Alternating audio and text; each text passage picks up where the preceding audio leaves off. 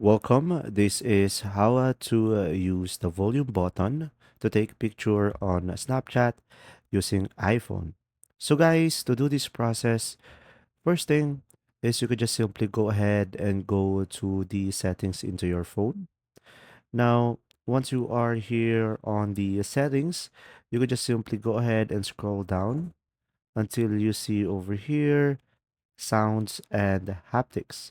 So go ahead and tap on that. Now from here, make sure to select change with buttons over here. So you could use the volume button to take a picture. But guys, first you have to hold the Snapchat and just simply remove it from your phone. So you have to reinstall it.